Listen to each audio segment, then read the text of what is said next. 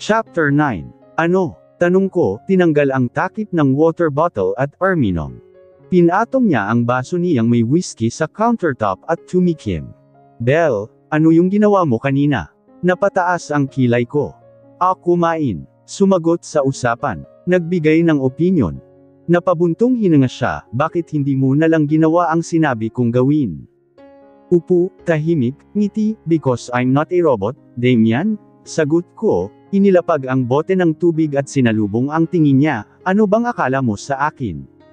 Isang display piece na pwede mong iparada sa harap ng investors mo. Napatingin siya sa akin, halatang frustrated. Hindi mo alam kung paano gumagana ang mundo ng negosyante, then teach me? Tumayo ako ng diretso, hindi iniiwas ang tingin ko.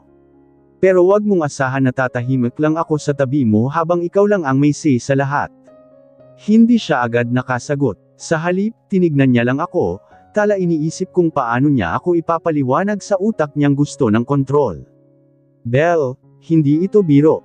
And you think I'm joking? Umirap ako, you married man, Damian, huwag mong asahan na hindi ako magiging involved sa buhay mo, kahit papel lang tong kasal natin, I'm still your wife.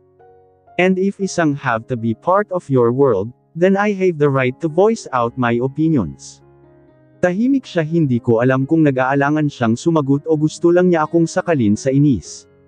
Nagtagal ang katahimikan sa pagitan namin hanggang sa siya na mismo ang bumitaw ng tingin at ruling dinampot ang baso niya, uninom siya ng whiskey bago muling nagsalita. Bahala ka, ngurnisi ako. Glad we agree on something. Nakita kong napailing siya, pero hindi na ako nag-abala pang ipagpatuloy ang usapan. Sa totoo lang, pagod na rin ako. Kaya tumalikod na ako at bumalik sa kwarto ko. Kinabukasan, first official day ko sa kumpanya ni Damian. Nakahanda na akong umalis nang bumaba siya mula sa second floor, naka-therapist suit na parang fresh out of a magazine cover. Seriously, paano niya nagagawang magmukhang model kahit na ang sunggit-sunggit niya? Let's go, malamig niyang sabi habang naglalakad palabas ng penthouse. Sumabay ako sa kanya, pero hindi ko na nagawang pigilan ang sarili kong magsalita. Alam mo, Damian, baka mas maging effective kang CEO kung minsan ngumiti ka naman. Belle, pwede ba? Hindi pwede, sagot ko agad. Isang ngiti lang, promise. Hindi ka mamamatay. Pinanood ko siyang haninga ng malalim na parang nagsisisi kung bakit niya ako pinakasalan, napailing ako. Pagdating namin sa opisina, agad akong sinalubong ng mga curious na tingin ng mga empleyado. Alam kong usap-usapan na ang kasal namin, pero iba pa rin pala kapag nakikita ka na nilang magkasama. Good morning, Sir Damian. Good morning, Ma, Belle. Ngumiti ako sa kanila. Good morning. Samantalang si Damian, ni isang tingin, walang binigay. Diretso lang siya sa elevator, iniwan akong nakatanga sa lobby. Napairap ako at nagnadaling sumunod sa kanya, wow, ang bait mo talaga sa mga empleyado mo. Hindi siya sumagot. Pagpasok namin sa elevator, napuno ito ng ilang staff na agad-agad na nag-adjust nang makita si Damlan, parang sinesarmba siya sa takot. Napapailing akong sumandal sa dingding ng elevator. Nakakagulat naman. Di ko alam na takot pala sa iyo ang mga empleyado mo. Belle, malamig niyang sabi. Yes, love. Napanganga ang isang state sa tabi namin, halatang hindi sanay na may tumatawag ng ganoon kay Damian. Napansin kong napapikit siya ng marin, parang pinipigilan ang sarili niyang pagsisihan ang lahat ng choices niya sa buhay. Pagdating namin sa top floor, bumungad ang isang napakagarang opisina. Ang daming glass walls at napaka-elegante ng interior. Sumunod ako sa loob ng opisina niya at naupo sa isa sa mga upuan sa harap ng desk niya. Nang makita niyang wala akong planong umalis, nagtaas siya ng kilay. Anong ginagawa mo? E di umuupo. Hindi rito ang office mo, napatigil ako. Hub. Nagtaas siya ng isang papel at ipinatong iyon sa harap ko. You're assigned in the marketing department. Third floor. Napasinghap ako, what? Hindi kita magiging secretary. Pagbibiro ko. Napangiwi siya. Belle, ayokong maubos ang pasensya ko sa'yo sa loob ng isang linggo pa lang. Aba, tumayo ako at tinuro siya. Sabihin mo lang kung ayaw mo akong makita araw-araw. Hindi siya nagpatinag. Hindi mano ko iPhone kahit saan ka pa i-assign. Unfortunately, napaurong ako. Rude, realistic, gusto ko na lang sanang maging supportive wife, pabebe kong sabi habang nagpapanggap na malungkot, wala ka sa character, sagot niya agad. Umirap ako. Fine. I'll go to the marketing department. Pero huwag kang magreklamo kapag narinig mong ako na ang favorite employee roon. Belle, Anya, tinawag ako bago ako makalabas ng opisina niya. Lumingon ako. Ano na naman? Tiningnan niya ako ng diretsyo. Huwag kang gagawa ng eksena. Ngernati ako ng matarnis. I make no promises, honey. Iniwan ko siyang nakatingin sa akin, halatang pagod na sa ugali ko. Well, Damian, you married me. Too late to back out now, welcome to hell. Marketing pagbaba ko sa third floor, agad akong sinalubong ng isang babae na mukhang nasa mid-40s na elegante ang dating niya, mataray ang aura, at halatang high-rank ang employee. Mrs. Villarreal, tanong niya, diretsyong tumingin sa akin mula ulo hanggang pa. Ngumiti ako. Just Belle? Please? Hindi siya ngumiti pabalik. Ang cold. Parang si Damian lang, ha? Ako si MS Herrera, ang head ng marketing department. Sinabihan na kami ni Mr. Villarreal na ikaw ay i-assign sa team namin. Kumunot ang noo ko. Ano tong nararamdaman kung may something off sa tono niya? Great. I'm excited to work with you, MS Herrera. Sananga, sagot niya na parang may halong duda. Okay, wow. Kahit hindi niya sabihin, ramdam kong hindi siya natutuwa sa presence ko. I get it, baka insip niyang binabi ko lang to dahil asawa ako ng boss nila. Excuse me, I am a working woman. Sumama ako sa kanya papunta sa isang row cubicles. May mga empleyado na napapatingin sa akin at nagbubulungan. Yung iba, halatang curious. Yung iba, mukhang hindi rin sure kung bakit ako narito. Great, more eyes watching me. This is your desk. Anya, itinuro ang isang cubicle sa bandang dulo. Napatingin ako sa desk, may computer, telephone, at ilang folders na nakapatong. Anong magiging role ko rito? Tanong ko. Marketing associate ka. Napakurap ako, wait, hindi ba dapat managerial level na ako agad since asawa ako ng CE0? What exactly do marketing associates do? Pinag-cruise niya ang mga braso. You'll be assisting the team with campaigns, researching market trends, and coordinating with clients when needed. Basically, you start from the bottom. Wait, I start from the bottom. Tandang padamdam. Napalunok ako. This is Damian's doing, isn't it? That freakang, pero hindi ako nagreklamo. Kung gusto niya akong pahirapan, fine. Hindi ako outrage. Okay, game. Ngumiti ako at umupo sa desk ko. SIMS Herrera. Hindi ako punarnsan at naglakad na palayo. Great. Looks like I'll have to prove myself here. Isang oras akong nakatutok sa computer, binabasa ang mga documents at guidelines ng department. Kahit na wala akong background sa marketing, mabilis akong natuto. Nasa kalagitnaan ako ng pagbabasa ng biglang may dumaan sa tabi ko at inilapag ang isang makapal na folder. Tiposin mo, yar bago mag-lunch, sabi ng isang lalaki na mukhang nasa late 20s, naka-polo shirt at slacks. Napatingin ako sa kanya. Excuse me. Napailing siya. First day mo, right? Belle. Yes. Ako si Kyle, Senior Marketing Officer. And yan, itinuro niya ang folder, ay isa sa mga accounts na kailangan mong pag-aralan. Napakunot ang noo ko. Wait lang. First day ko tapos ganito na agad karami ang pinapagawa sa akin. Okay, let me just ask. Tumayo ako at tinignan siya. Ganyan ba talaga yung normal workload rito? Tumanggaw siya, halatang hindi impressed sa tanong ko. Bakit? Akala mo ba petex lang ang trabaho sa marketing? Ngumiwi ako. No. Just making sure hindi ninyo ako sinasadya, talagang overload kasi asawa ako ni Damian. Ngumisi siya ng bahagya. Oh, hindi namin kailangan gawin yun. Alam mo ba kung gaano ka-strict si Mi Villarreal? Sinabi niya mismo na huwag kang bigyan ng special treatment, kaya kung inisip mong magiging madalita, you're wrong. That jerk. Pero hindi ko ipinahalata na naiinis ako. Instead, ngumiti ako ng matamis. Sigil challenge accepted. Tumango lang si Kyle bago umalis. Halos sumabog ang utak ko kakabasa ng documents. By lunchtime, dumiretso ako sa cafeteria ng building, habang naghahanap ng makakainani, may tumawag sa akin. Belle. Napalingon ako at nakita si Blythe, ang best friend kong nagkataong nagtatrabaho rin sa kumpanya ni Damian. OMG, lumapit ako sa kanya at niyakap siya. Girl, anong ginagawa mo rito? First day ko sa marketing department, sagot ko. As in wala man lang warning si Damian, nilagay niya ako sa pinaka-stressful na department sa buong kumpanya niya, napahagalpak ng tawa si Blythe. Halaka alam mo namang hindi kanya papababyhan. Umupo kami sa isang mesa at nagsimulang kermafan. Habang nagkukwentuhan kami, biglang may dumaan sa tabi ko. Napatingala ako at nakita ko si Damian nakatayo, may hawak na kape, at nakatingin sa akin na parang nahuli niya akong gumagawa ng kalokohan. Isa, Belle, malanig niyang bati. Darn iyan, sagot ko pabalik, ngumiti ng matamis. Tumingin siya kay Luna. Ms. Blythe, good afternoon. Nagtaas lang ng kilay si Blythe. Good afternoon, sir. Nag-e-enjoy ka ba? Tanong ni Damian sa akin, sobrang ang saya ng marketing department. Sinadya kong maging masigla ang tono ko. Kyle gave me a pile of documents to read.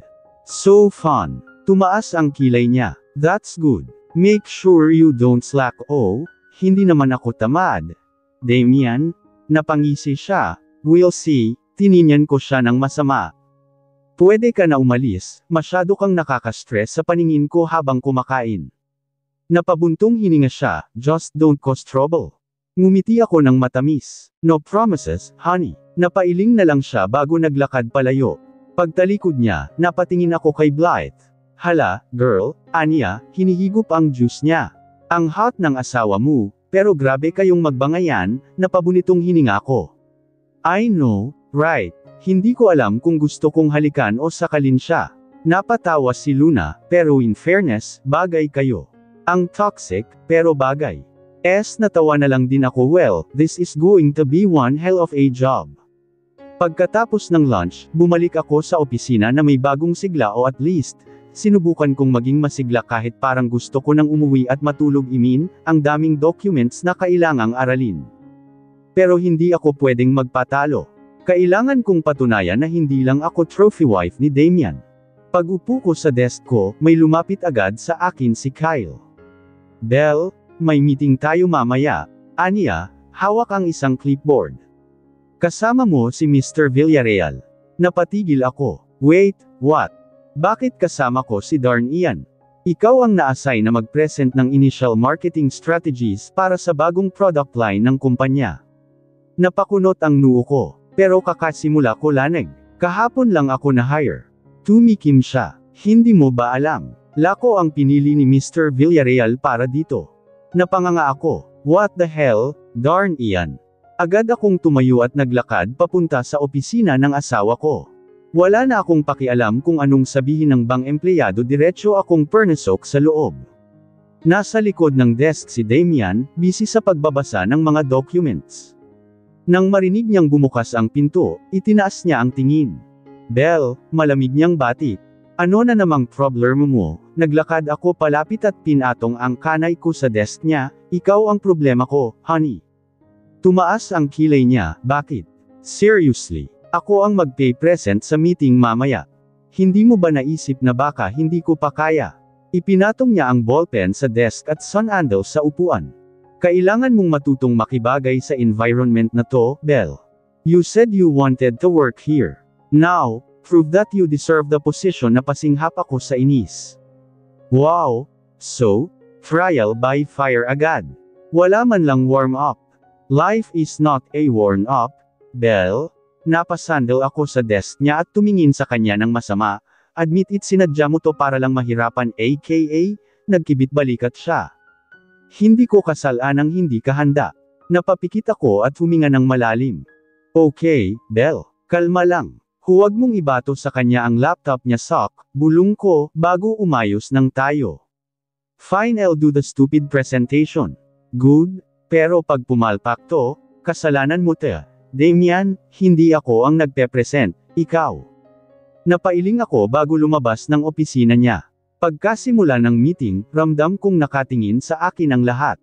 Nakaupo si Damian sa dulong bahagi ng conference room, mukhang hindi man lang kinakabahan. Ako, halos manlamig ang kamay ko. Pero hindi ako pwedeng magpakita ng kahinaan.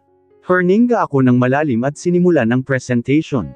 Good afternoon, everyone, sabi ko, pilit na pinapalabas ang self-confidence. Today, I'll be presenting some initial marketing strategies for the new product line of Villarreal Group. Binuksan ko ang slides sa projector. Habang nag-e-explain ako, ramdam ko ang titig ni Damian. Hindi ko alam kung ini-evaluate niya ako o inaabangan niyang magkarmoli ako. Pinilit kong huwag magpa-apekto. Based on our market research, these are the key demographics that we need to target. Tuldok-tuldok panipik. Napansin kong nagtaas ng kamay si Kyle. Belle, do we have supporting data for that claim? Tumango ako at agad na nagpakita ng graphs. Yes, actually. According to the latest consumer trend reports. Habang nagpapatuloy ang presentation, mas nagiging confident ako. Kaya ko to. Pero bago ko matapos, biglang nagsalita si Damian. Your strategy is too generic, aniya. Nakatingin sa akin ng direkta na patingin ako sa kanya. Excuse me, hindi ito sapat para matalo ang competitors natin, nagkatinginan ng ibang empleyado. Oh, so ganito pala siya sa meetings. Napaka-heartless. Hindi ako nagpa-intimidate. Then, Mr. Villarreal, what do you suggest? Nagtaas siya ng kilay. Are you questioning my judgment? Ngumiti ako ng matamis. No, I'm simply asking for your input, boss. Tahimik siyang tumingin sa akin, saka nagpakawala ng buntong hininga. We need a more aggressive approach. Look at our competitors, anong ginagawa nila na hindi natin ginagawa.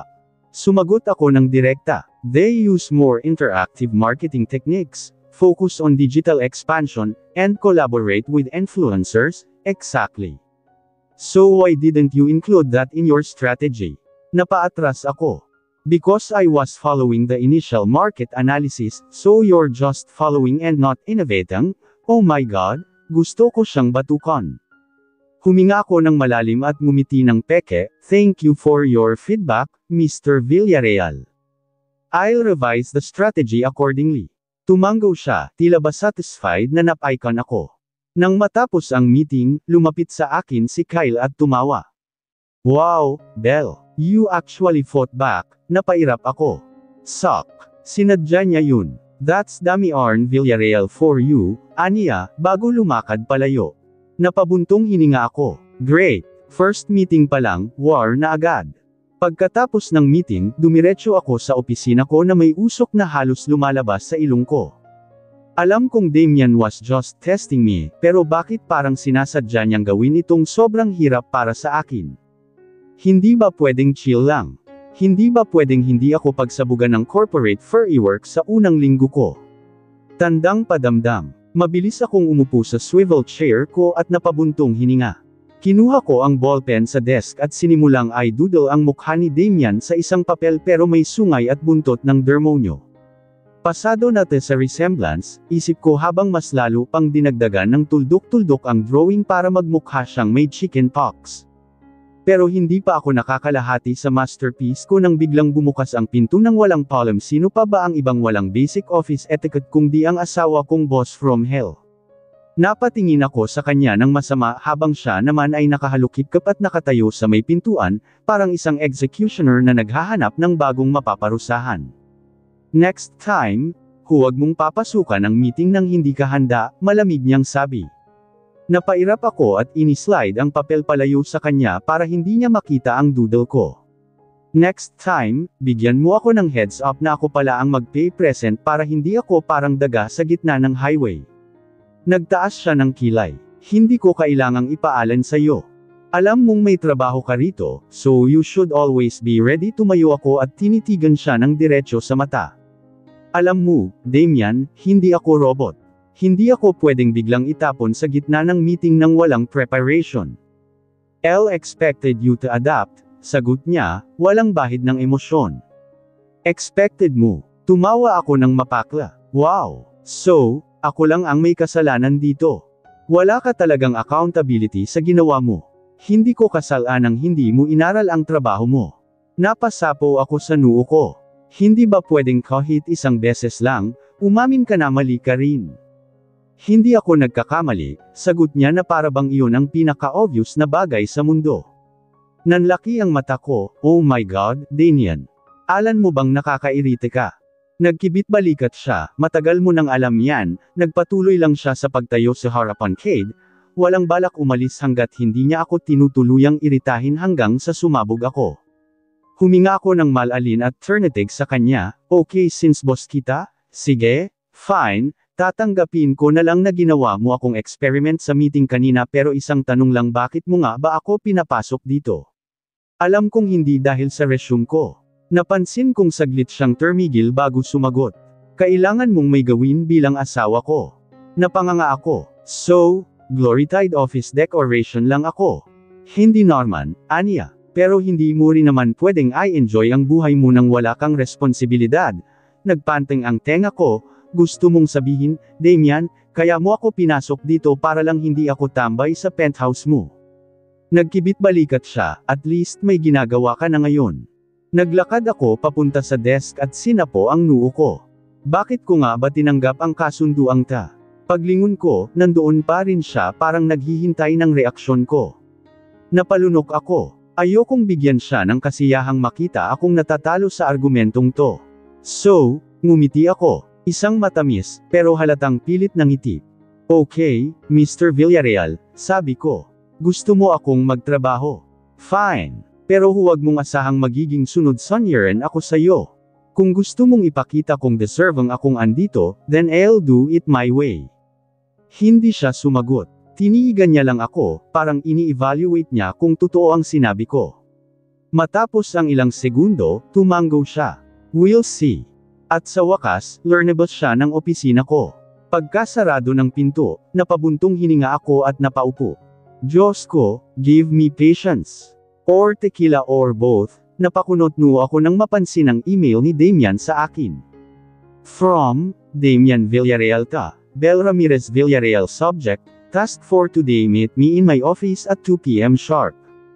Huwag kang mail late, napairap ako. Aba, boss mode na naman si Mr. Perfectionist. Akala mo kung sinong CEO/tyrant kung umasta. 2:00 na at wala akong choice kung di maglakad papunta sa opisina niya. Bago ako pumasok, nagbilang muna ako ng pabaliktad sa isip ko para pigilan ang sarili kong patulan siya agad. Huminga ako ng malalim bago binuksan ang pinto. At syempre, andoon siya nakaupo sa malaking leather chair niya na parang isang hari sa trono. His scarf suit and cold demeanor made him look like a walking, talking iceberg. Napatingin siya sa relo niya bago itinaas ang kilay, late ka ng 2 minuto, napairap ako at sumandal sa pinto. Wow! Damian, 2 minutes. Isa ko na talaga ang hari ng pagiging mahigpit sa oras. Hindi ko kasalanan na hindi mo kayang sumunod sa simpleng instruction, malamig niyang sagot habang inaayos ating cufflinks niya. Napasinghap ako. Excuse me, you called me here? Pero wala man lang paabi kung tungkol saan. Tama ka, tinawag kita rito para ibigay ang una mong official task, napataas ang kilay ko. Let me guess. Kukuha ako ng kape mo, ipaghahanda kita ng schedule, or wait, bibel ako ng designer socks mo kasi masyado kang pikan. Napatingin siya sa akin ng matalim. Huwag kang assuming, hindi kita kinuha bilang assistant, then ano? Bumantong hininga siya at kinuha ang isang folder mula sa desk niya, gusto kong makita kung may silbi ka sa kampanya. So, you'll be handling a small project under the marketing team. Napataas ang kilay ko. Marketing. Damian, banker ako. Anong alam ko sa marketing? You're smart, figure it out, sagot niya, walang bahid ng awa sa boses niya. Napahawak ako sa sentido ko. Diyos ko, give me patience. Okay, sabi ko sa seryosong tono. Pero huwag mong asahan na magpapauto ako sa mga biglaang utos mo. Hindi kita pinapauto, Anya, sabay tiklop ng mga kamay sa ibabaw ng lamesa. Gusto ko lang makita kung kaya mong panindigan ang sinabi mo kanina na hindi ka sunod sonyeran. Naningkit ang mga mata ko. So, challenge na naman ta. Depende kung paano mo titingnan, napailing ako at kinuha ang folder sa mesa niya, fine. Pero kapag napagtagumpayan ko ta, Damian, huwag mo nang subukang pahirapan pa ako. Hindi siya sumagot. Instead, ngumiti siya ng isang mapanuksong ngiti. We'll see, buwisit. Alam kong hindi niya ako bibigyan ng kahit anong break sa impyernong opisina niyang ito. Mr. Villarreal, napabuntong hininga ako habang nakatayo sa hatapan ng conference room. 2 oras na akong nakikipag-meeting kasama ang marketing team para sa proyektong ipinasa sa akin ni Damian. At kahit gusto kong mag-focus, hindi ko mapigil ang map icon sa kanya. Bakit? Dahil mula kanina, wala siyang ginawa kung disipatin ako sa dulo ng conference table, parang naghihintay lang na magkamali ako. Gusto kong ibato ang hawak kong ballpen sa mukha niya, pero syempre, kailangan kong maging professional na. Sa wakas, natapos din ang meeting, at isa-isa nang lumabas ang mga empleyado. Kukunin ko na sana ang mga garnet ko para umalis nang biglang marinig ko ang boses ni Damian sa likuran ko. Ang bagal mong magdesisyon kanina, malamig niyang puna. Napatrap ako bago siya hinarap. Well, sorry kung hindi ako sanay sa marketing gaya ng gusto mong palabasan, then sanayin mo ang sarili mo. Sagot niya, casual na isinuksok ang mga kamay sa bulsa ng slacks niya, hindi pwedeng mabagal kang mag-isip sa industriya na to, Belle. Napakagat ako sa loob ng pisngi ko para pigilan ang sarili kong sumigaw. Alam mo, Damlan, kung gusto mong pahirapan ako, sabihin mo na lang. Kasi mukhang yun lang ang dahilan kung bakit mo ako pinasok sa trabahong ta. Kung pahirapan ang gusto ko, ipinasok na lang kita sa finance department, sagot niya, ang tinig ay puno ng panunuya, mas mahirap, yun, di ba? Bank teller ka naman dati. Naningkit ang mga mata ko. Yuog. Alam mo, Damian, minsan hindi ko alam kung sadya kang nakakainis o talagang wala ka lang social skills. Ngumiti siya, pero halatang hindi yun ngiti ng kasiyahan, mas smirk ang isang lalaking sanay mangasar. Wala naman akong balak makipag-socialize sa iyo. Business lang to. Napasinghap ako sa inis, kung business lang to, bakit mo pa ako pinakasalan? Tumigil siya sa paglalakad at tumingin sa akin ng may bahagyang gulat sa mga mata niya, bago yun agad na napalitan ding malamig na ekspresyon. Alarm mo na ang sagot dyan, mahinahon niyang sagot. At kung gusto mong makalabas dito ng hindi tuluyang nawawalan ng dignidad, gawin mo ang trabaho mo ng maayos. Haninga ako ng malalim, nilabanan ang bugzo ng inusayo na gustong sumabog sa loob ko. Ayn, sagot ko, nilagpasan siya at tuloy-tuloy na learnabas ng conference room. Pero sa bawat hakbang ko, lalo kong nararamdaman kung gaano ko gustong patunayan sa kanya na mali siya sa iniisip niya. Game on, Damian Villarreal. Hindi mo ako kayang patumbahin ng ganoon lang wala pang 1 buwan sa trabaho, pero pakirandom ko, 3 taon na akong nagtratrabaho sa ilalim ni Damian Villarreal. Hindi ko sinasabi to bilang papuri. Nasa opisina ako ngayon, nakaupo sa lamesa ko sa marketing department, at pilit nilalabanan ang sakit ng ulo na dulot ng boss kong walang puso. Kaninang umaga lang, nagpadala siya ng email na punong-puno ng red marks at comments sa report na pinasa ko kahapon. At ang pinakamasaklap, walang kahit anong constructive criticism. Puro na lang, not good enough.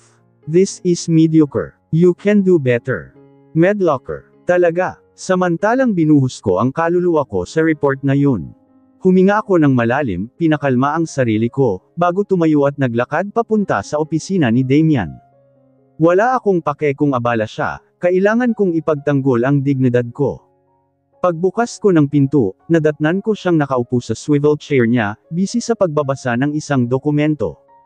Hindi man lang siya tumingin sa akin. May kailangan ka. Nilapag ko ang report ko sa mesa niya, medyo malakas. Ano ta, Damian? Report mo, sagot niya ng walang emosyon. Alam kong report ko to, pero ano tong mga comments mo? Ang harsh mo, nauseado. Sa wakas, tiningnan niya ako. Hindi mo ba gustong imalaman ang totoo? Hindi ako makaka-improve kung puro parnlalait lang ang matatanggap ko.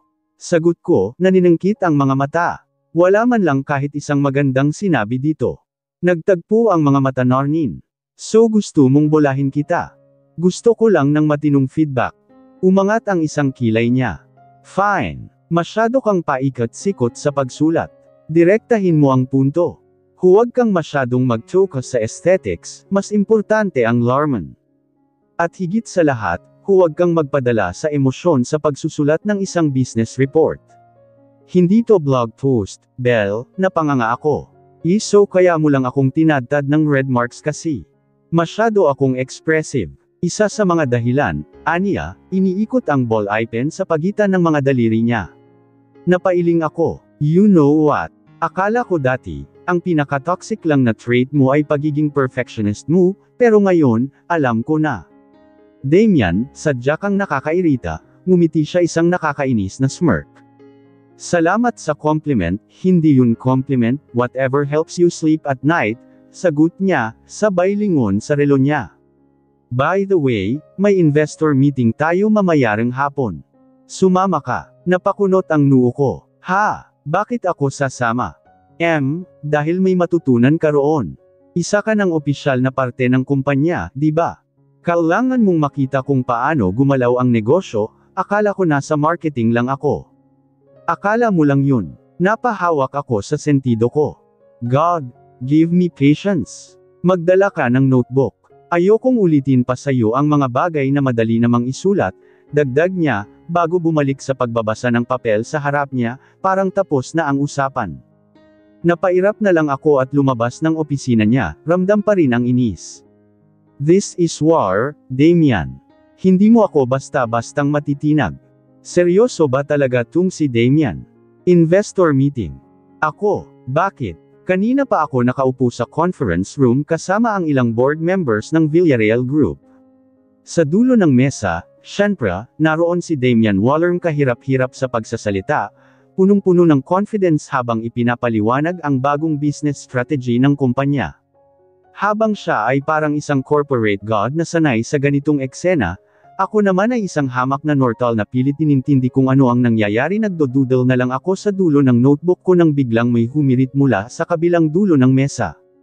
Mrs. Villarreal, anong masasabi Mano tungkol sa bagong marketing approach natin? Wait, ano? Napatingin ako kay Damian na nakahalukip lang, may bahagyang smirk sa labi. Sinadya niya to. Napalunok ako at umayos ng upo. Well, sa palagay ko, effective naman ang approach natin. Tuldok panipik. At bakit mo nasabi yan? Tanong ng investor na si Mr. Tan, isang matandang negosyante. Oh my God, Belky, mag-isip ka, hindi ka pwedeng magmukhang tanga rito. Kasi, kung titignan po natin ang trends, mataming consumers ang mas na-engage sa digital marketing ngayon, at ang paggamit natin ng targeted ads ay very strategic. Napansin kong nakataas ang kilay ni Darn Ian, halatang hindi impressed. Very strategic, ulit niya, kita ang makang tone sa boses niya. That's your answer. Tumiklop ang karnaw ko sa ilalim ng mesa. Yes, kasi totoo naman, based on analytics, mas nag-i-increase ang ROI natin dahil sa targeted marketing strategies natin, which is exactly what Lee just said earlier, sabat niya. Napairap ako. Exactly. So bakit mo pa ako tinatanong? Ngumisi siya ng bahagya, gusto ko lang makita kung talagang nakikinig ka, gusto ko siyang dagukan gamit ang notebook ko. Ang lang investors ay nagkibit-balikat na lang at binaling ulit ang atensyon sa presentation. Ako naman, kinuyama ang kamay ko sa kondangin ko, desperately pinipigilan ang sarili kong magwala matapos ang meeting, agad akong sumunod kay Damian palabas ng conference room. Ikaw, sinadya mo yun. Nagpatuloy lang siya sa paglalakad, hindi man lang luningon. Sinadya ang alin? Huwag kang inosente, pinigilan ko siyang maglakad, hinawakan ang braso niya. Sinadya mong ipahiya ako sa investors. Sa wakas, learningon siya. Kung gusto kitang ipahiya, Belle, hindi lang isang tanong ang ibabato ko sa'yo. Napaka-arrogant mo talaga, Damian, and you're too sensitive, napasinghap ako sa inis. Hindi ako sensitive, ikaw lang talaga ang nakakairita. Then get used to it. Napatingin ako sa kanya, lalo pang nap-icon sa kalmadong ekspresyon niya. Hindi kita kailangang sanayin sa ugali ko, sagot ko. Dahil hindi ako katulad ng mga empleyado mo na nagtitiyaga sa pagiging bossy mo, umangat ang isang kilay niya. Hindi mo ako boss dito. Bilang asawa, hindi. Pero bilang empleyado, sagot niya, bago lumapit ng bahagya, binawasan ang espasyong namamagitan sa amin. Kaya kung ayaw mong pahirapan kita sa trabaho, Belle, mas mabuting matuto kang sumunod. Lalo akong nenas. Hindi ako robot para lang sumunod sa'yo ng basta-basta. Hindi naman kita inuutusan na maglakad sa apoy, di ba? Gusto no ng suntok. One dare you? Hamon niya. Ang smirk niya ay lalong lumalim. Diyos ko, give me strength.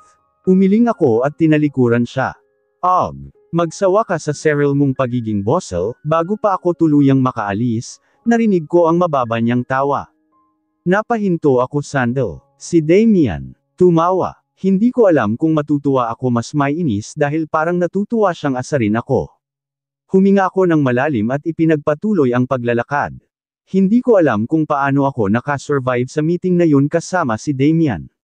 Pakiramdam ko, para akong itinapon sa gitna ng arena na walang armor, habang siya naman ang hari ng kaharian walang takot, walang bahid ng kaba, at higit sa lahat, nakakainis.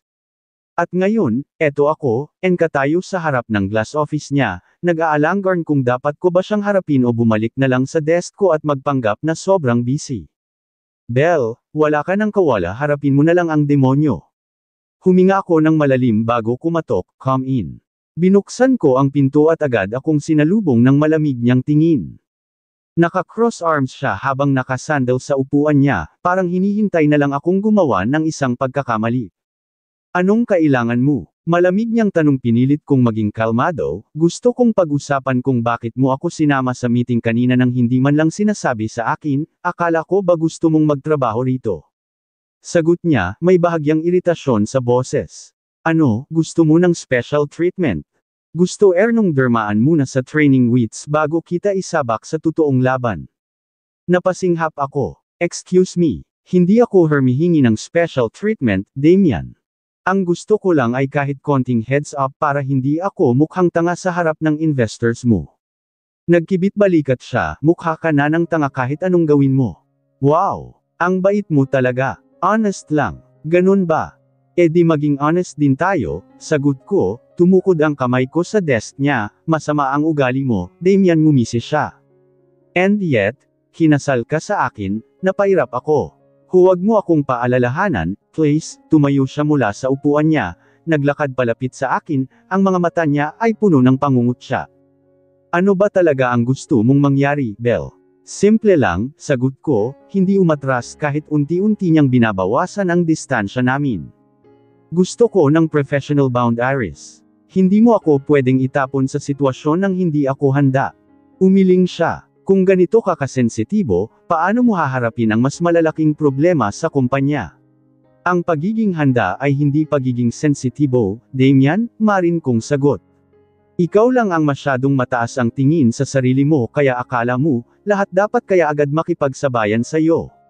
Kung gusto mong nakasabay, Belle, bilasan mo ang lakad mo, aniya, bumalik sa upuan niya at binalingan ang laptop niya, para bang tapos na ang usapan namin.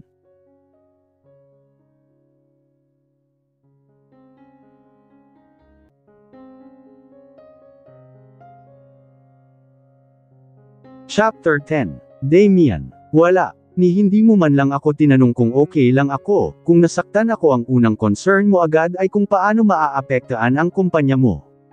At ngayon, galit ka dahil ipinakita ko lang sa mundo kung sino talaga ang totoo at kung sino ang sinungaling. Tahimik siyang nakatingin sa akin, pero kita ko sa mga mata niya na hindi siya natitinag sa argumento ko. You don't understand, Belle.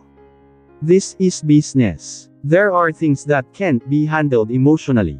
You need to be smart about this. Smart? Muntik na akong matawa sa sinabi niya. Smart ba yung hayaan mong tapak-tapakan ka ng mga tao kahit wala kang ginawang masama? Smart ba yung magkunwari na lang na walang nangyari kahit ikaw na ang agrabyado? Kung ganoon, Damian, then I don't want to be smart. Muli siyang napabuntong hininga at pinunasan ang mukha niya gamit ang kamay niya, para bang sinusubukang pigilan ang frustration niya.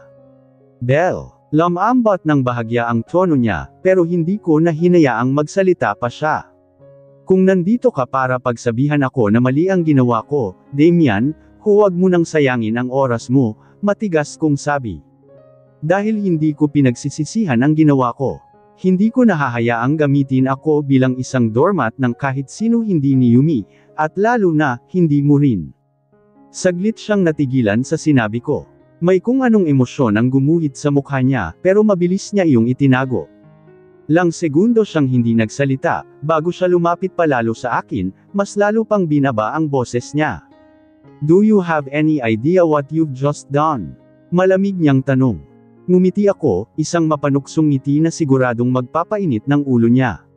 Yes, I fought back, nagkatitigan kami, at alam kong parehong walang umaatres sa amin. Pero bago pa siya muling makapagsalita, biglang tumunog ang cellphone niya. Tiningnan niya ang screen at nakita kong may tawag mula kay Andrew, ang PR manager ng kumpanya niya. Agad niyang sinagot iyon. What? Pinanood ko siyang maingat habang nakikinig siya sa kabilang linya. Kita ko ang paninigas ng panga niya, at sa paraan ng pagtingin niya sa akin, alam kong may masama siyang balita. Are you sure? Tanong niya sa cellphone, mas matigas ang tono. Fine. I'll handle it. Pagkababa niya ng tawag, nanatili lang siyang nakatayo sa harapan ko, nakatitig sa akin na para bang ako mismo ang problema. What now? Tanong ko, hindi na itago ang sarkasmo sa boses ko. Huminga siya ng malalim bago sumagot. Yummy is threatening to file a lawsuit against you for defamation. Natawa ako ng mapait. Defamation. After everything she did. Wow, Damian, hindi mo man lang ba naiisip kung sino talaga ang may kasalanan dito? Hindi ito tungkol sa kung sino ang tama o mali, Belle, Anya. This is about how the public sees it. Yumi still has powerful connections, and if she pushes through with this, it could cause a bigger mess. Tumawa ako, pero puno ng pang-iinsulto. So ang ibig mong sabihin, gusto mo akong mag-back down? Gusto mong umamin ako ng kasalanang hindi ko naman ginawa para lang maprotektahan ang sarili mo? Hindi siya sumagot. Sa saglit na katahimikan na iyon, napatunayan ko ang isang bagay hindi niya ako kailanman ipinaglaban. Natahimik ako saglit, pero ang sakit ay mabilis na napalitan ng determinasyon. Fine, sabi ko. Let her sue me. Napakunot ang noo niya. What? You heard me? Let her sue me. Belle? Don't be stupid. Hindi ito pagiging tanga. Damian, putol ko sa kanya. Ito ang tinatawag na paninindigan. At kung ikaw, hindi mo kayang lumaban para sa sarili mo, hindi mo kayang lumaban para sa asawa mo, then you'll do it alone. Nakita ko ang pag-aalab ng galit sa mga mata niya, pero hindi na ako natinag. Wala akong planong umurong. Muli siyang lumapit sa akin, pero ngayon, may kakaibang intensity sa paraan ng pagtingin niya. Para bang gusto niyang sabihin ang isang bagay, pero hindi niya magawa. Belle, mahina ang boses niya, pero hindi ko na hinayaang mahulog ulit sa pain na iyon. Humakbang ako palayo sa kanya, pabalik sa kwarto ko. Bukas ng umaga, Anya, mas malakas ang boses. Kausapin natin ang legal team ko, whether you like it or not. You are still my wife, and I will handle this. Huminto ako saglit, pero hindi na ako lumingon sa kanya. Hindi mo na kailangang gawin yan, Damian, malamig kong sagot. I can handle this on my own. Pagkatapos noon, tuluyan na akong pumasok sa kwarto ko, iniwan siyang nakatayo roon tahimik, galit, at walang nagawa. Maaga akong nagising kinabukasan, pero hindi dahil sa alarm ng cellphone ko. Kung di dahil sa dami ng notifications at messages na pumasok sa phone ko. Napamura ako nang makita ang laman ng inbox ko, mga screenshots ng headlines tungkol sa akin. Yumi-chan, magdedemanda laban sa asawa ng CEO. Villarreal Group, apektado sa eskandalo ni Belle Ramirez. Ex ni Belle, nagbigay ng pahayag, Belle has always been jealous of Yumi. Halos may hagis ko ang cellphone ko sa sahig. Kala mo kung sinong malinis ang ex kong si Adrian, tapos magpapa-interview na parang siya ang biktima. Mabilis akong bumangon at nag-ayos ng sarili. Hindi ako papayag na magmukha akong kawawa sa harap ng mga taong ito. Lalaban ako. Paglabas ko ng kwarto, naabutan kong nakaupo si Damian sa sala, hawak ang iPad niya habang seryosong nagbabasa ng balita. Suot niya ang itim niyang three-piece suit, at sa hitsura niya, mukhang may inaasikaso na naman siyang problema ko. Good morning, bati ko, pero halatang wala akong balak maging mabait. Tumingin siya sa akin, at kita ko agad ang iritasyon sa mukha niya. Belle, what the hell did you do? Good morning din sa'yo, Mr. CEO. Sagot ko, nilagpasan siya papunta sa dining area. At anong ibig mong sabihin sa what did you do? Hindi naman ako ang nagpa-interview, di ba? Tumayo siya at mabilis akong sinundan.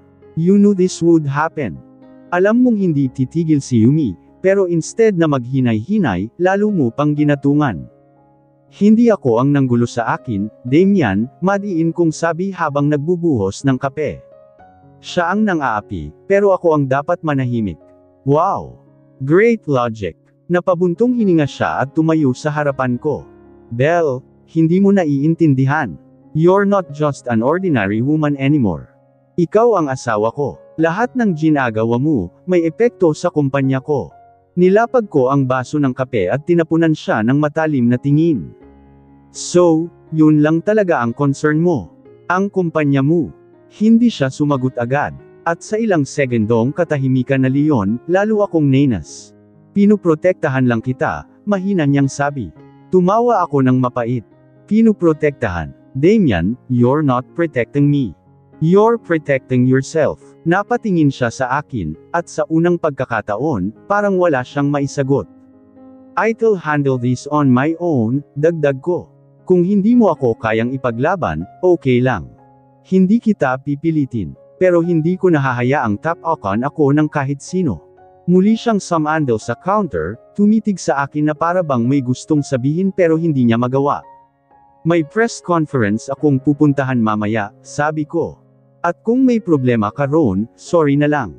Agad akong tumalikod at naglakad palabas ng penthouse, iniwan siyang nakatayo roon, tahimik pero kita ang tensyon sa buong katawan niya. Pagdating ko sa venue ng press conference, maraming reporters na agad ang nag-aabang. Belle, totoo bang sisiraan mo si Yumi-chan? Anong masasabi mo sa sinabi ng ex mo? Ano ang reaksyon ni Damian Villarreal sa isyung ito? Nakangiti akong humarap sa kanila, hindi natinag sa mga tanong.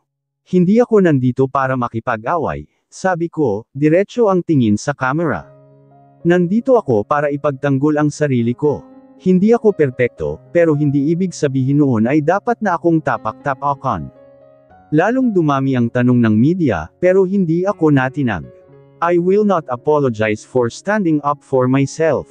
At kung may gusto pang idman si Yum, she can go ahead. But I will fight back. Pagkatapos ng press conference, ramdam ko ang bumibigat na atmosphere sa paligid.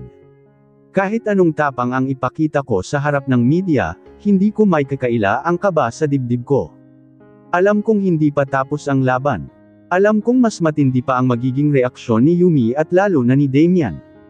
Pagbalik ko sa opisina, tahimik akong naglakad papunta sa opisina ko. Halos lahat ng empleyado ay nakatingin sa akin, ang iba'y may halong ewa, ang iba naman ay may halong panghuhusga. Hindi na ako nagulat. Normal lang ito sa mundo ng business at social media, pero hindi ibig sabihin ay madali itong lunukan. Pagpasok ko sa opisina, sumalampak ako sa upuan at huminga ng malalim. Kailangan kong mag-focus sa trabaho.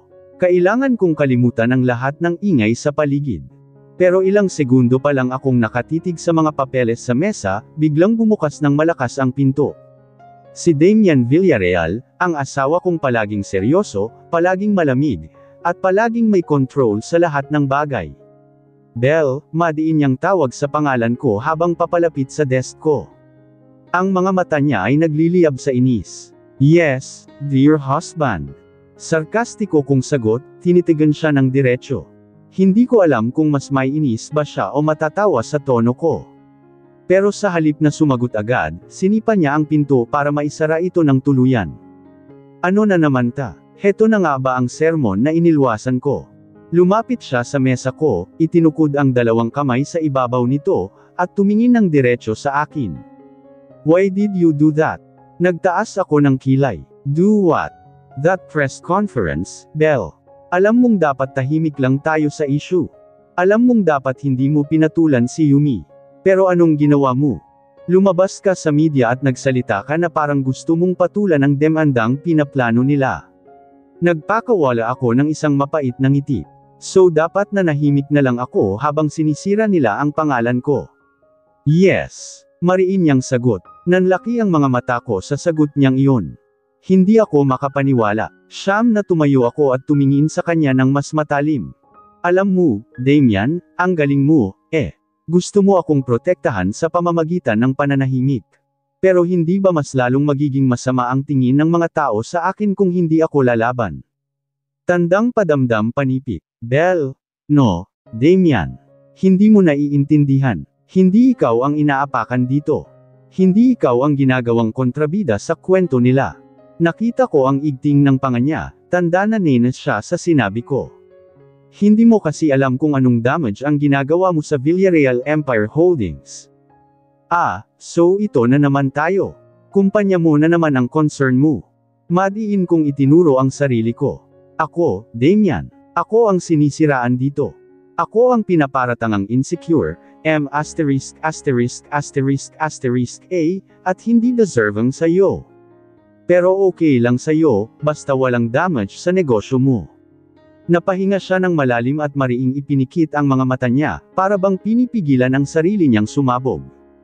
Belle, hindi mo kasi naintindihan kung gaano ka-complicated ang mundo ng negosyo. Ang isang maling hakbang mo ay maaaring magpabagsak sa lahat ng pinaghirapan ko. Napangisi ako ng mapait. Wow! So ang tingin mo, mali ang ginawa kong ipagtanggol ang sarili ko. Hindi siya sumagot agad. Tinitigan ko siya, naghihintay ng sagot, nang hindi siya makapagsalita. Tumawa ako ng mapakla. You know what, Damian? Ang unfair mo. Belle, kung ikaw ang nasa posisyon ko, mananahimik ka. Napailing ako, isang forgot. Of course, you will. Kasi hindi mo kailangang ipaglaban ang sarili mo. Hindi ka inaapakan, hindi ka ginagawang tanga sa harap ng publiko. Ikaw si Damlan Villarreal, the cold and untouchable CEO. Hindi pa rin siya nagsalita. Sa puntong iyon, napagtanto kong hindi ko na kailangan ng sagot niya. Dahil alam ko na, napabuntong hininga ako at umupo muli. Alam mo, Damian, ayoko nang makipagtalo sa'yo. Gawin mo na lang kung anong tingin mong tama para sa kumpanya mo. Ako naman, gagawin ko ang tingin kong tama para sa sarili ko. Nagtagal ang katahimikan sa pagitan namin. Ilang segundo lang, pero parang ang bigat-bigat ng hangin sa loob ng opisina ko. Hanggang sa tuluyan na siyang tumalikod at lumabas ng kwarto, hindi na nag-abalang magsalita pa. Naiwan akong nakatulala matapos lumabas ni Damian sa opisina ko. Ramdam ko ang bigat ng hangin sa loob ng silid, para bang may kung anong humigop sa lahat ng enerhiya ko. Alam kong mainit ang dugo niya sa ginawa kong press conference, pero hindi ko akalaing ganito siya magre-react. Hindi ko na dapat ikinagulat, ganito naman siya palagi. Laging kontrolado, laging may plano, laging iniisip ang negosyo bago ang emosyon. Pero ako, hindi ko kayang lunukan na manahimik habang sinisiraan ako ng walang hiya niyang ex na si Yumi Chan. Napahawak ako sa sentido ko. Damn it, Belle. Huwag kang panghinaan ng loob. Makalipas ang ilang minuto, pinilit kong ibalik ang focus ko sa trabaho. Binuksan ko ang laptop at sinimulang basahin ang mga email na kailangan kong sagutin. Pero kahit anong pilit kong ituon ang isip ko sa trabaho, hindi ko maiwasang mapailang. Gusto kong sapakin si Damian sa sobrang inis. Kumatok ang assistant ko, si Rina. Ma'am Belle, may dumating pong bulaklak para sa inyo. Napakunot ang noo ko. Bulaklak? Sino naman ang nagpadala? Umubo si Rina at tila nag-aatubiling sumagot. Galing po kay Sir Damian. Nagpantig ang tenga ko. Ano na namang pakulo to?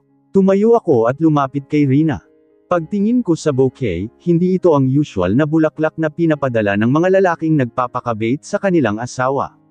Wala itong rosas o lilies, puro white orchids at blue hydrangeas lang. May malit na note sa gilid, don't let your emotions ruin everything. Basa ko pa lang, gusto ko nang punatan ang papel. Rina, kunin mo yung bulaklak at ibigay mo kung kanino mo gustong ibigay. O kaya itapon mo. Wala akong pakialam. Pero, ma'am, huwag ka nang magtanong. Sige na. Napakamot na lang siya ng ulo bago lumabas ng opisina, dala ang bouquet. Samandal ako sa desk at napangisi ng mapait. Anong kasing lalaki ang nag-aabot ng bulaklak, pero may kasamang sermon? Kung gusto niya akong paalalahanan tungkol sa magiging epekto ng actions ko, bakit hindi na lang niya ako kausapin ng maayos? Bakit kailangang daanan sa ganitong klaseng paraan? Nang bumukas ulit ang pinto ng opisina ko, akala ko si Rina ulit, pero nagkamali ako. Si Damian ulit. Halatang hindi pa rin natatapos ang tensyon sa pagitan namin. Napakagat ako sa labi at nag-cross ng braso. Ano na namang ginagawa mo rito? Tiningnan niya ang paligid bago inilock ang pinto. Belle, hindi pa tayo tapos mag-usap. Napairap ako. Actually, tapos na ako. Ikaw na lang ang hindi. Ganyan ba talaga kapag may edad na? Lumapit siya sa mesa ko, itinukod ang isang kamay sa gilid nito, at tumingin sa akin ng diretsyo. Nakakainis kang kausap. Salamat. Ikaw rin. Huminga siya ng malalim, para bang pinipigilan ang sarili niyang sumabog. Belle, ano bang gusto mong mangyari? Gusto mong lumala ang issue? Gusto mong lumabas sa balita araw-araw? Alam mo kung ano ang gusto ko, Damian. Lumingon ako sa kanya, inangat ang baba ko. Gusto kong malaman kung anong mas mahalaga sa iyo, ang reputasyon ng kumpanya mo o ang dignidad ng asawa mo. Nanigas ang panga niya, halatang hindi niya nagustuhan ang tanong ko. Pareho, sagot niya matapos ang ilang segundo. Napangisi ako. Talaga ba? Kasi parang hindi ko maramdaman, Belle, damn it, alam mo kung ano ang difference natin. Tumayo ako at hinarap siya. Ikaw, Damian, iniisip mo ang long-term effects. Iniisip mo ang mga stockholders, ang kumpanya, ang public image. Pero ako, iniisip ko kung paano ako ipaglalaban ng lalaking pinakasalan ko. Napasinghap siya, halatang tinamaan sa sinabi ko. Pero hindi pa ako tapos. Alam kong fake lang ang kasal natin. Alam kong may deal tayo. Pero hindi ibig sabihin noon na kaya mo akong pabayaan habang binabalahura ako ni Yumi-chan. Nanatili siyang tahimik, pero alam kong mainit na ang dugo niya dahil masyado nang matindi ang tensyon sa pagitan namin, na pagdesisyonan kong ako na ang tatapos ng usapang ta. Kinuha ko ang bag ko at lumapit sa pinto. Hindi ko alam kung anong gusto mong patunayan, Damian. Pero kung gusto mong manahimik ako habang sinisira ako ng higad na yon, sorry na lang. Hindi ako ganong babae. Binuksan ko ang pinto at lumingon sa kanya. Kung gusto mong protektahan ang kumpanya mo, gawin mo. Pero ako, paprotektahan ko ang sarili ko. Pagkatapos noon, lumabas ako nang hindi lumilingon. Hindi ko na alam kung anong inilsip ni Damian sa mga oras na liyon. Bahala siya sa buhay niya. Hindi ko hahayaang apihin ako ng kahit sino, kahit pa ng sarili kong asawa. Nagmamadali akong naglakad palabas ng opisina, hindi alintana ang mabilis na pintig ng puso ko. Ramdam ko pa rin ang init ng dugo ko matapos ang sagutan namin ni Damian. Sa loob ng ilang linggo na magkasama kami, hindi pa ako nakaramdam ng ganitong matinding frustration sa kanya. Paano niya nasisikmurang maging ganito kakalma habang binabalahura ako, babaeng mang-aaga? Pagdating sa elevator, pinindot ko agad ang button pababa. Habang hinihintay itong bumukas, pinilit kong pakalmayan ang sarili ko. Hindi ako pwedeng magpaka-rattle dahil lang sa kanya. Hindi ako pwedeng magpaka-apekto sa ugali niyang masyadong perpekto para sa sarili niyang mundo. Nagring ang phone ko. Agad kong sinagot nang makita kong si Rina ang tumatawag. Ma'am Belle, Diyos ko, nakita niyo na ba ang bagong article na lumabas tungkol sa inyo? Napatigil ako. Anong article? Sandali, isi-send ko po sa inyo. Maya-maya pa'y dumating ang isang link sa inbox ko. Agad kong pinindot iyon, at sa isang iglap, bumungad sa akin ang isang headline na halos ipinaling ang ulo ko. Belle Ramirez Villarreal, from Jilted Ex to Billionaire's Burden. Napalakas ang kapit ko sa cellphone ko habang binabasa ang article. Itinampok doon kung paano ako isang nobody na biglang umangat sa buhay matapos kong pakasalan si Damian. Ayon sa article, gamit lang ako at nakikisakay sa status ng asawa ko. Mas masahol pa, may mga blind sources na nagsabing wala raw talagang business capability ang isang gaya ko. Sa madaling salita, pinapalabas nilang isa lang akong gold digger. Humigpit ang pangako. Walang hiya ka talaga, Yumi-chan. Napalingon ako sa paligid, pilit hinahanap kung sino sa mga empleyado ang may alam tungkol dito. Lon sa kanila ay nagmamasid sa akin, kunwari abala sa ginagawa, pero halata ang interest sa mga mata nila. Ma'am, okay lang po ba kayo? Tanong ni Rina sa kabilang linya. Pinaikit ko ang mata ko at pilit ong inipon ang lakas ng loob ko. Hindi ako pwedeng magpatalo rito. Okay lang ako, Rina. Pero paki-schedule ang isang emergency meeting kasama ang PR team. Bukas po ba? Ngayon. At gusto ko rin sa meeting ang asawa ko. Narinig ko ang bahagyang paghinto ng paghinga ni Rina sa kabilang linya, pero hindi siya nagtanong pa. Yes, ma'am. I set ko po agad. Binaba ko ang tawag at muling tumingin sa screen ng cellphone ko. Hindi na ito simpleng away sa pagitan ko at ni Yumi. Hindi lang ito tungkol sa nakaraan ko kay Adrian. Ito na mismo ang pangalan ko, ang pagkatao ko, ang kinabukasan ko. At hinding-hindi ko hahayaang year-oka nila iyon.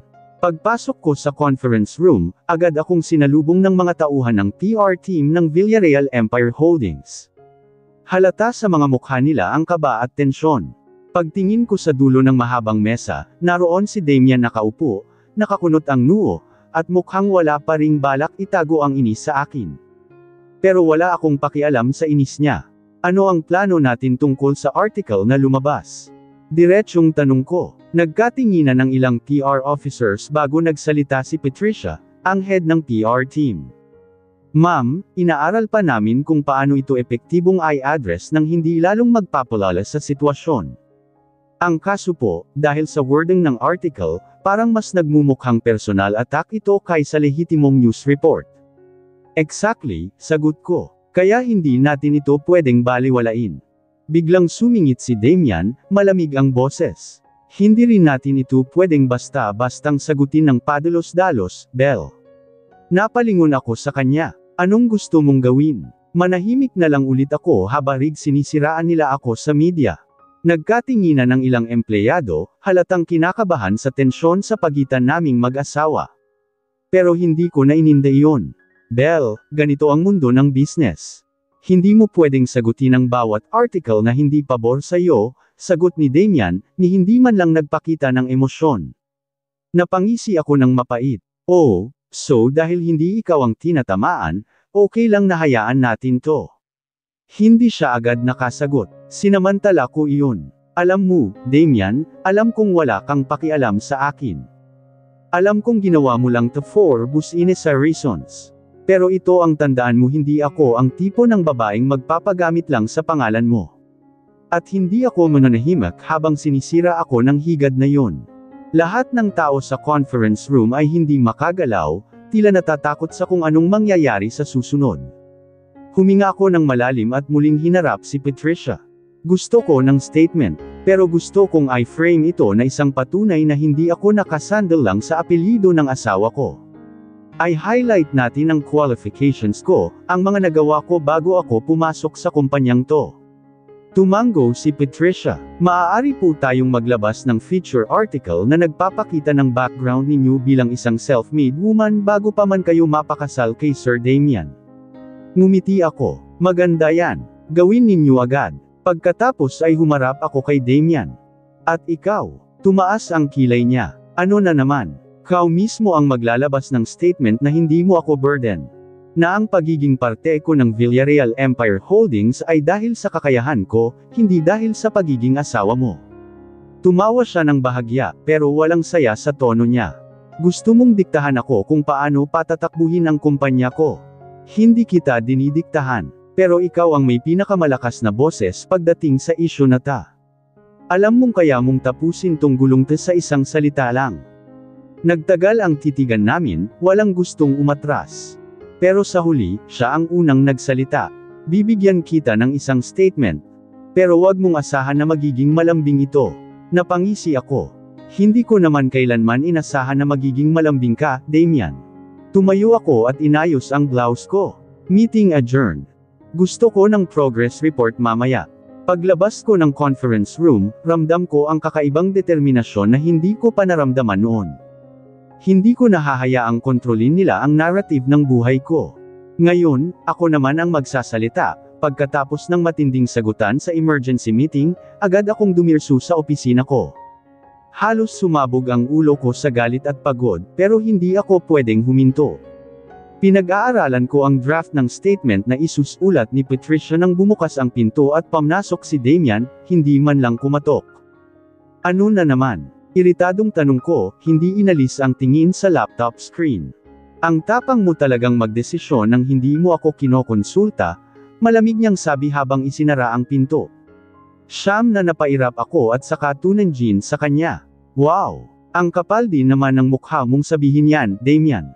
Para bang may pakialam ka talaga sa akin. Umupo siya sa harap ko, nakataas ang isang kilay. I do have a say in this. Ang pangalan ko rin ang nadadamay sa issue mo. Excuse me. Issue ko. Damian, ikaw ang asawa ko. Ano man ang mangyari sa akin, damay ka na rin. Huwag mong sabihin na para kang hindi apektado rito. Pero hindi ako katulad mo na ang hilig magpadala sa emosyon. Dapat pinag-isipan mo munang mabuti bago ka sumugod sa meeting at magbigay ng utos, aniya, habang isinandal ang likod sa upuan na para bang hindi siya interesado sa usapan namin. Huminga ako ng malalim at sinubukang pigilan ang pagkapikan ko. Damian, kaya ko ginagawa to ay dahil hindi ako magpapatalo sa kanila. Hindi ako magpapakain sa mga kasinungalingan ni Yumi. Kung gusto mong maupo dyan at walang gawin, fine. Pero hindi kita hahayaan na pigilan ako. Natahimik siya sandali. Pero imbes na sumagot, tumayo lang siya at naglakad palapit sa malaking bintana ng opisina ko. Nakatitig siya sa labas, para bang hindi niya ako naririnig. Alam mo kung ano ang problema mo, Belle. Malamig niyang sabi, hindi lumilingon. Ano na naman? You always think that you're fighting alone, sabay lingon niya sa akin. Akala mo wala kang kakampi. Akala mo, ako mismo ang kalaban mo. Napanganga ako sa sinabi niya. Hindi ko inisip yun, hindi mo nga iniisip, pero ginagawa mo. You push me away every time something goes wrong. Ang lagi mong sinasabi, ako na ang bahala sa sarili ko. Hindi ba't mag-asawa tayo? Tumawa ako ng mapait. Oh, ngayon mo lang naalala na mag-asawa tayo. Noong nilalay ako sa harapan mo, anong ginawa mo? Wala. Noong siniraan ako Yumi, anong sinabi mo? Wala.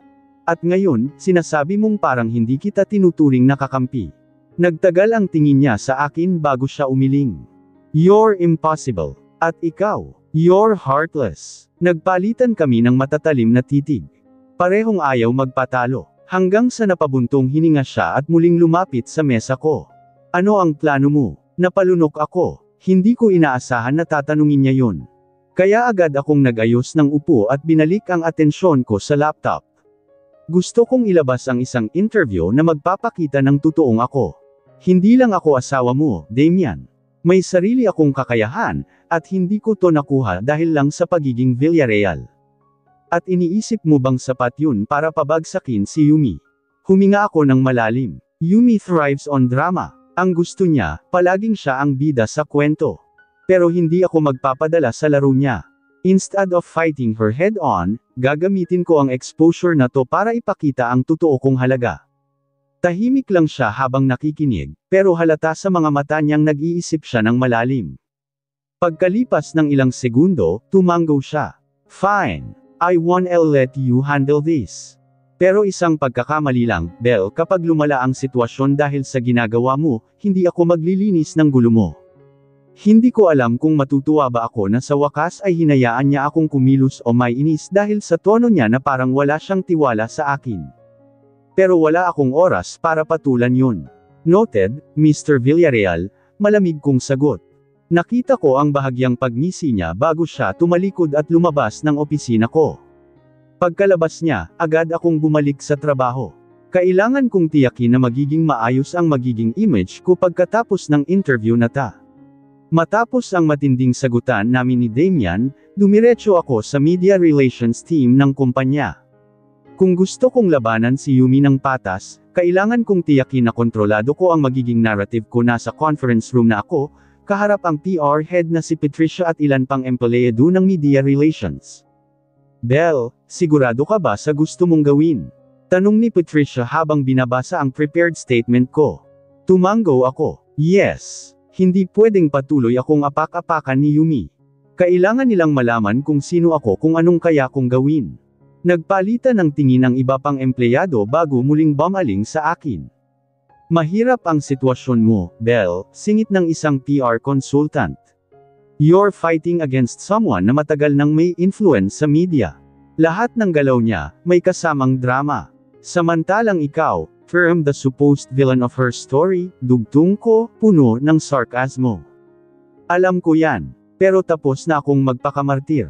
Bumantong hininga si Patricia bago inilapag ang papel sa harapan ko. Kung gusto mong ilabas ang interview na to, kailangan nating tiyakin na walang loopholes. We have to be careful with how we present this. Alam ko. Dumiretso ang usapan namin sa plano. Inisa-isa namin kung paano ang tamang approach para hindi lumabas na defensive ako. Kailangan kong ipakita na kaya kong tumayo sa sarili kong paa, hindi bilang asawa ni Damian, kundi bilang si Belle Ramirez. Matapos ang mahaba-habang meeting, lumabas ako ng conference room na mas determinado. Hindi pa tapos ang laban. Gusto ko sanang umuwi ng maaga para makapagpahinga, pero tila sinusubok talaga ang pasensya ko ngayong araw. Pagdating ko sa lobby, nakita kong may nag-aabang sa akin si Yumi Chan. Naka-cross arms siya habang nakasandal sa isa sa mga marble pillars ng building, suot ang signature smug look niya.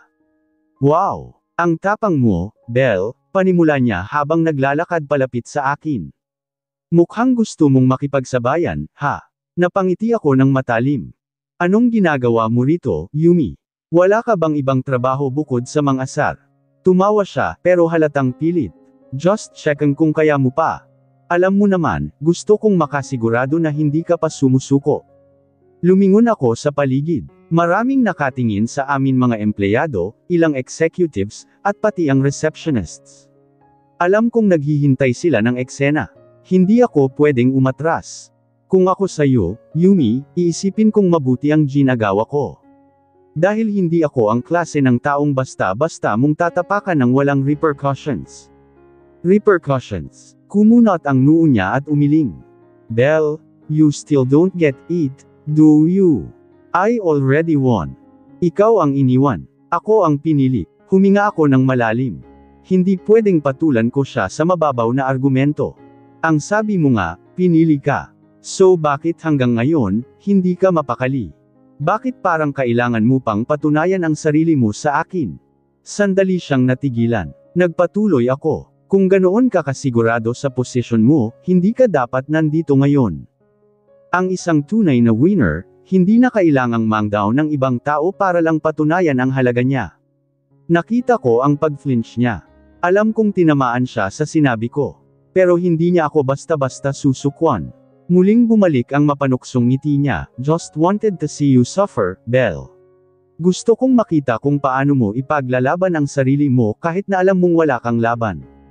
Hindi ko na napigilan ang pag-iling. Yumi, if there's one thing you should know about me, it's that I don't go down without a fight. Sa pagkakataong iyon, ako na mismo ang tumalikod at iniwan siya roon.